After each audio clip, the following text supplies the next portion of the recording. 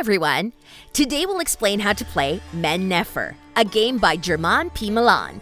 It's recommended for players age 14 and up with 1 to 4 players and an approximate game length of 30 to 120 minutes. The game's goal is to earn the most points by developing different aspects of the game, activating your action tablets, and sending your apprentices to the houses of life. Setup. Place the main board in the center of the table, using the side corresponding to the number of players. Place the quarry at the bottom left corner of the board, and on it, the pyramid pieces, separating the pieces for the Great Pyramid and the pieces for the Queen's Pyramids into different stacks, placing them in their corresponding areas.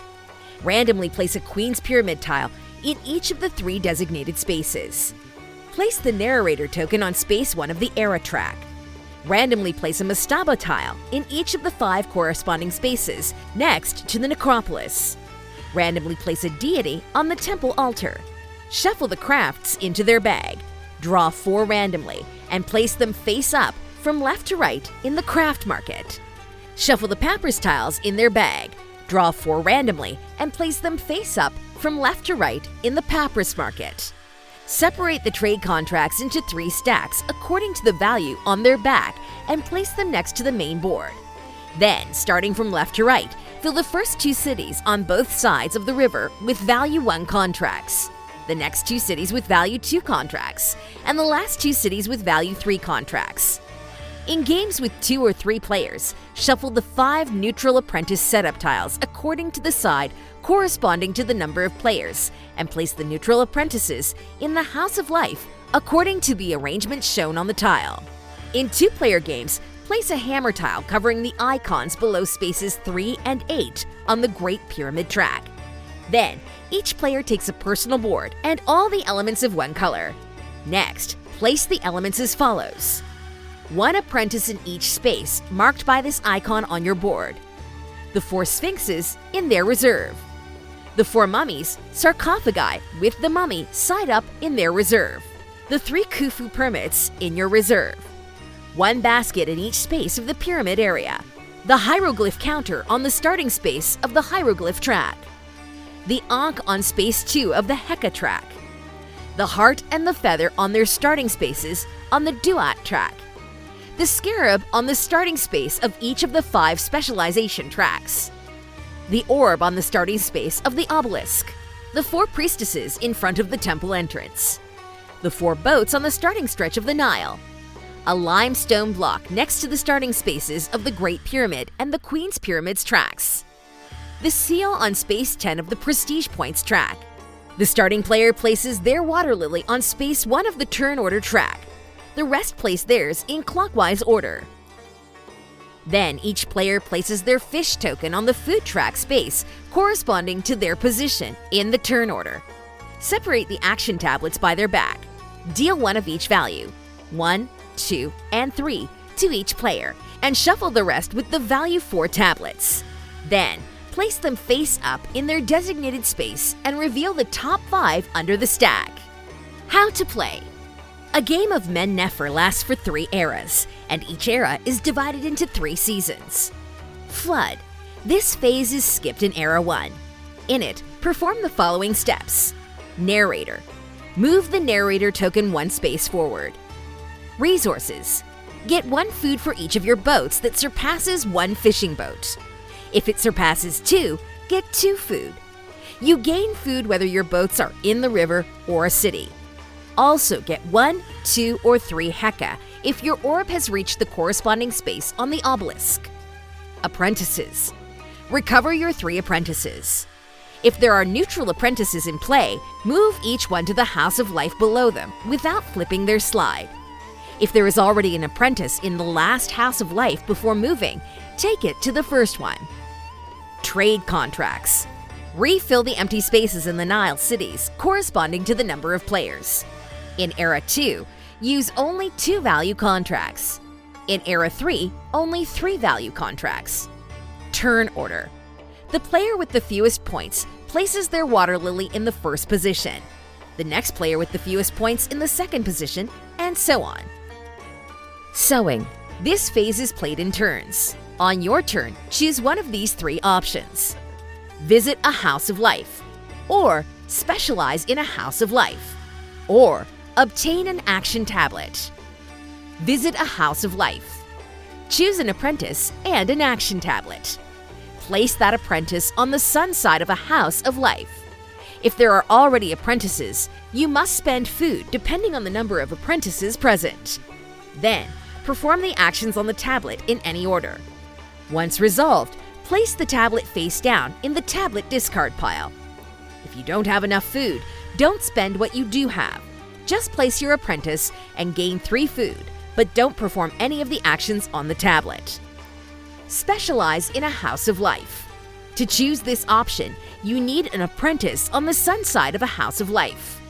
First, move the apprentice from the sun side to the moon side. If there are other apprentices, you must spend food according to the number of apprentices present. Next, move forward your scarab 1 space on the corresponding track and perform the action where it's located, or one of the previous ones. If the scarab reaches the end of the track, you can't advance any further, but you can perform any of the previous actions. If you don't have enough food, don't spend what you do have. Gain 3 food and move your apprentice anyway, but you won't advance your scarab or perform any actions. Obtain an action tablet. First, choose one of the 5 available tablets. Then, spend or gain the food indicated to the left of the tablet. If you can't pay the cost, you can't take the tablet. Place the tablet in an empty space on your board. If the hieroglyph on the tablet matches the one just to the right of your counter, advance the counter to that hieroglyph and perform the action below it, which could be gaining a point or advancing one of your scarabs. Then perform the action associated with the tablet you just took or any of those below it. Finally, move all the available tablets down and add a new one. If the draw pile runs out, take the discard pile, flip it over, and place it in the draw space to form a new pile. Once you have carried out one of the 3 options, pass the turn to the next player in the turn order. The planting phase ends when no one can carry out any of the 3 options. Harvest. In this phase, you'll score different aspects of the game by performing the following steps in order. Roll papyrus. Count the papyrus tiles you obtained during the era and the drawings completed with them. Advance your feather 1 space for each papyrus and each completed drawing. Then place all papyrus face down to the left of this icon on your board. The duat. If your heart and feather haven't crossed paths, lose 1 point for each of these icons between them. If they have crossed, gain 1 point for each icon. Trade contracts. Flip all your contracts that are face up and fulfilled. Score according to their back for both the contracts you just flipped and those already flipped from previous eras. The necropolis. Score as many points as indicated by the 2 tiles that are perpendicular to where you've placed your sarcophagi. The obelisk. Get as many points as indicated by the last scoring space you've reached. The pyramids. Get as many points as indicated by the last scoring space you've reached on the Great Pyramid track. Also, score each Khufu pyramid you've placed in the Queen's Pyramids. Each pyramid is scored separately. The points earned will be the result of multiplying the number of pyramids you've placed in a pyramid by the amount you have of the elements shown on the pyramid tile. Actions. The actions you'll take during the sewing phase are grouped by the area they belong to. Below we'll explain the game's main actions. The pyramids. Gain Khufu's favor. Perform one of the actions shown next to the Great Pyramid. When Khufu's favor shows 2 exclamations, perform 2 actions or the same action twice. With these actions, you can gain 1 heka, 1 food, advance your feather, or advance your heart. Get Khufu's permit. Move one of your permits from the reserve to the available permit area. If you are out of permits, transport a limestone block. Transport limestone. Move 1 or 2 of your limestone blocks according to the steps granted by the action. If you have multiple steps, you can distribute them among your blocks as you wish. If you advance on this track, you can build on the Great Pyramid. When you reach a construction space, take the top piece from the corresponding stack in the quarry for the level being built and place it on the pyramid. When placing the piece, you receive 2 Khufu favors, the one you cover and the one visible on the piece you place. If you place the capstone, even if it covers 4 pieces, you only receive 2 favors of your choice from the ones covered. If you advance on this track, you can also build on the Queen's Pyramids. To advance your marker to the space with this icon, you must have at least one available Khufu permit. If you have one, place your permit next to a Queen's Pyramid that hasn't been completed. Then take the piece corresponding to the next level from the quarry and place it on top. The Necropolis. Embalm. Flip a mummy in your reserve to its sarcophagus side and move it to the available sarcophagi area. If you don't have any mummies left, advance both your heart and feather 1 space. Funeral Rite. Place one of your sarcophagi in a space in the necropolis with a level equal to or lower than the action you chose with your scarab.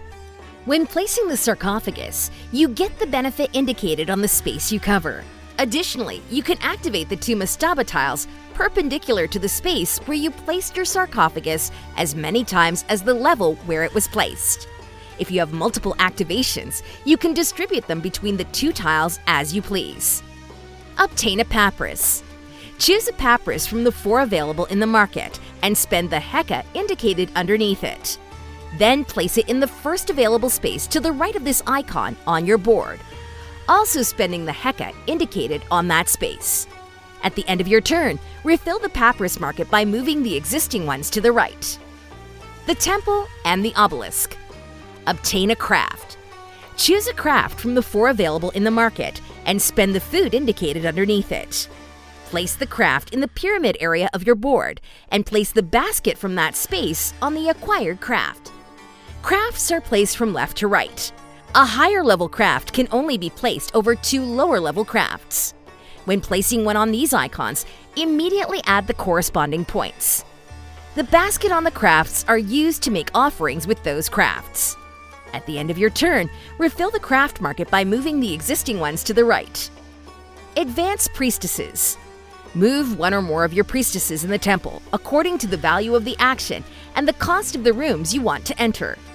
You can move your priestesses whether they are standing or lying down, and if you have multiple steps, you can distribute them among your priestesses as you want. Make an offering. With this action, you can make an offering before or after moving your priestesses, but never in between. First, choose a basket with a craft from your board. Then, perform the actions shown on the craft, depending on the level where it's placed on your board. You can perform the action corresponding to the level where it's placed, as well as those corresponding to lower levels, in any order you wish. After performing them, set the basket aside and flip the craft over.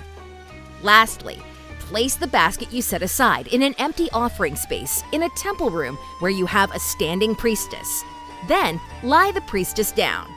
Perform the actions of the space where you placed the basket. The action from this icon indicates how many steps you should move your orb up the obelisk. If the orb reaches a deity space, perform the action of the deity in play. The Nile River. Advance boats. Move one or more of your boats according to the value of the action. Advance to the next river section. Enter a city from an adjacent river section through its side without an arrow, or leave a city into the river section indicated by the arrow. You can't end your movement where you already have a boat. Activate boats. When the action icon shows 2 exclamation marks, you must activate 2 different boats. You can activate the boats before or after moving them, but never in between. First, choose a boat that hasn't been activated this turn. If it's on the river, gain the food indicated in that section. If it's in a city, gain that city's benefit and take one of the available contracts, placing it on your board. If you don't have any free spaces, you can discard either the contract you just acquired or one you already had to make room for it. Lastly, move the boat to the river section indicated by the arrow. If you already have a boat there, move the activated boat back to the first river section where you don't have a boat. The Sphinxes. Carve a Sphinx. Move a Sphinx from your reserve to the available Sphinx area. If you don't have any Sphinxes left, get 1 point. Erect a Sphinx. Place one of your available Sphinxes on an empty pedestal whose level is equal or lower than the action card chosen with your scarab. When placing it, gain the benefits indicated on the pedestal. End of game. The game ends after the harvest phase of Era 3. The player with the highest score wins. In case of a tie, the player with the highest combined value of the spaces where their heart and feather are wins. Men Nefer also includes a solo mode where you'll face Imhotep, the first known architect and engineer in history. Will you be able to defeat the Great Master? And that's all for Men Nefer, the new Euro game by German P. Milan. Will you have what it takes to contribute to the development of this great city?